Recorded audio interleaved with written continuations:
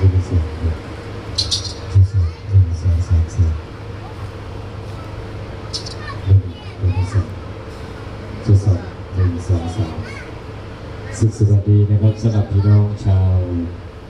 บางจุดนางามนะครับทุกท่านนะครับซึ่งในงานนี้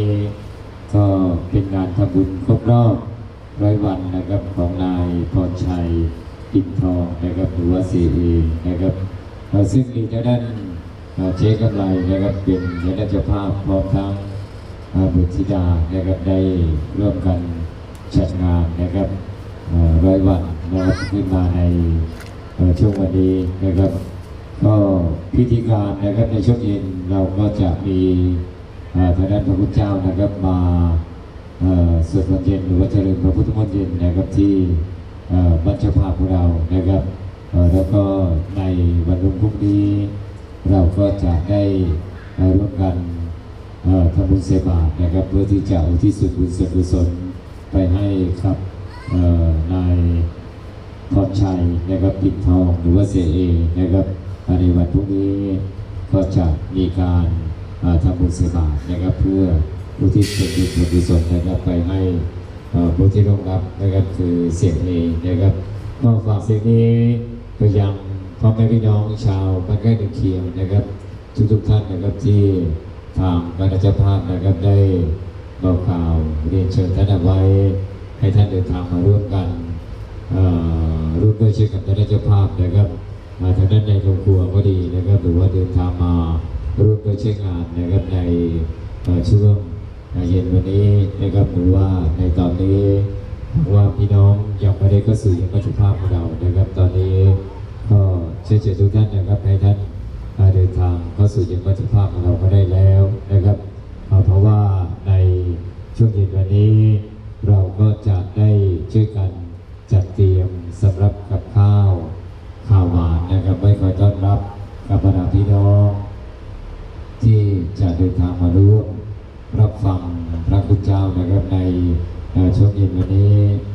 เพื่อที่จะที่สมบูรณ์สมสนนะครับไปให้กับเสียเอกของเรานะครับใน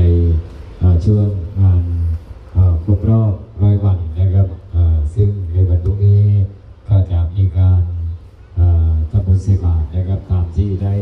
ประชาสัมพันธ์บอกบรรดาพี่น้องไปนะครับเดี๋ยวทีมงานทั้งชาญชัยวอเทคนะครับก็ขอบคุณนะครับไปยังทางด้านเจ๊กำไรที่ได้มอบความไว้วางใจให้ทีมงานของพวกเรานะครับเดินทางมารับใช้นะครับในงานนี้ในระบบแสงสีเสียงนะครับแล้วก็เป็นภาพยนตร์นะครับในค่ำคืนนี้ให้พี่น้องได้รับชมกันนะครับในค่ำคืนนี้หลังจากที่พระพุทธเจ้านั้นได้เจริญพระพุทธมนต์เย็นเสร็จเป็นที่เรียบร้อยเราก็ได้ชมภาพยนตร์กันนะครับแฟนภาพยนตร์ในค่ำคืนนี้คนเด็ก2นะครับแล้วก็อีเลียมซิ่งนะครับมอบให้พี่น้องชาวบ้านทุ่งนางามนะครับได้รับชมกันนะครับตามที่ทางคณะเจ้าภาพของเรานั้นนะครับได้บุกนะครับกับทีมงานของชาญชัยวอเทคกันเอาไว้นะครับครับคืนนี้หลังจากที่พระคุณเจ้านะครับได้ทำพิธีเสร็จนะครับเราก็จะได้ชมภาพยนตร์กันนะครับฉะนั้นก็ฝากเสียงนี้เรียนเชิญไปยังพี่น้องชาวบ้านใกล้เรือนเคียงทุกท่านนะครับที่จะเดินทางมาร่วมได้ใช้งานกันนะครับในตอนนี้